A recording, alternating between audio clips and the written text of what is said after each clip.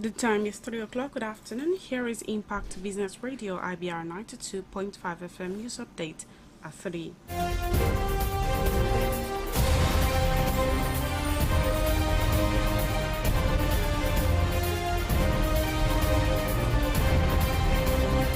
The Senate has extended the implementation year of the 2021 Appropriation Act from March 31 to May 31, 2022. The extension was approved following the consideration of the bill to amend the 2021 Appropriation Act.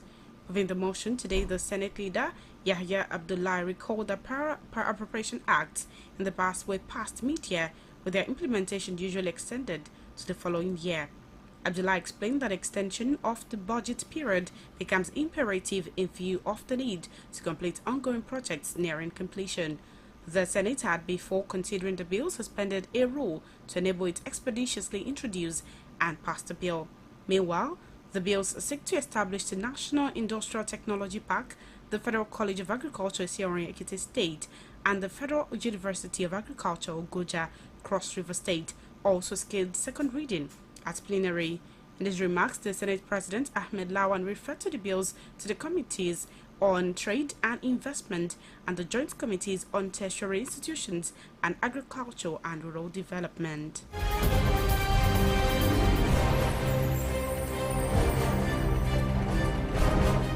The central bank has advised Nigerians to shun unlicensed financial operators offering mouth-watering returns on investments. This is as the bank revealed that many Nigerians are falling victims to firms which offer up to 100% return on investments to the people. The bank, through its Financial Services Regulation Coordinating Committee, said the illegal financial operators lure and defraud members of the public by offering extraordinary returns on investments as bait. It also described the increasing activities of illegal financial operators as worrisome, saying it is a threat to the nation's financial system. The committee, however, assured that financial regulatory agencies will continue to carry out all necessary due diligence before registering or licensing any operator under their regulatory purview.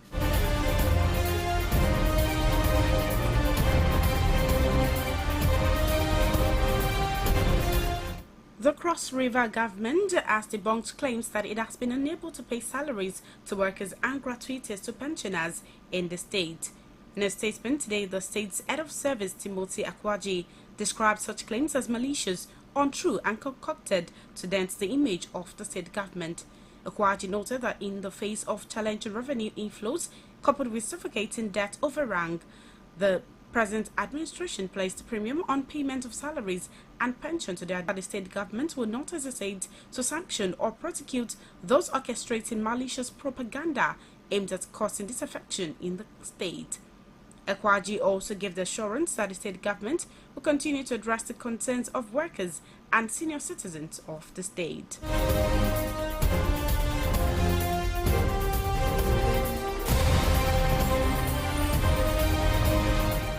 Nigerians need to be more active in monitoring electoral exercise right from polling units to its last destination during voting activities to achieve free, fair and credible elections. This was made known at a conference held by the Coalition of Civil Society Organizations on Anti-Fraud Election Security in Osogbo, Osun State.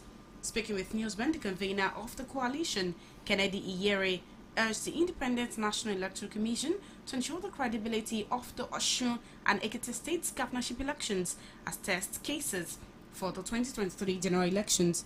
According to him, the success of the governorship elections in the states will determine the outcome of the 2023 general elections.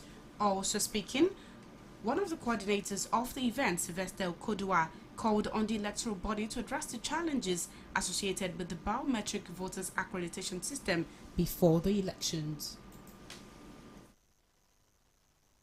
I saw the elections being conducted. I knew what happened. I knew unapologetically the role INEC played. Yes, if they are coming to play the same role here this year after 4 years, and they are allowed to do so, 2023 is then already rigged before we get there. If we don't take a proactive step Look, it cannot be better. Like I said, training and retraining was a major challenge in the use of beavers, but it's also new. But it will not be new in Osun because it started in Delta, from Delta to Anambra, Anambra to LCT, LCT to Ekiti. So before you get to Osun, it must improve. We must know the errors. To ensure that beavers experts are readily within the proximity and easily reach when there are bridges with the beavers to avoid long delay of accreditation and voting. It's a very big challenge.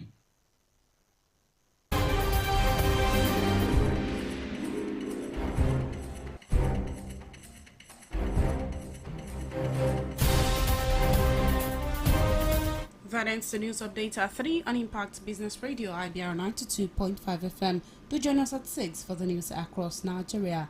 I am Tulu Waleke. Ali, good afternoon. Thanks for listening. Up next is Total Sport. This is Impact Business Radio, IBR. We mean business. Yo! It's all about Impact Business Radio, IBR.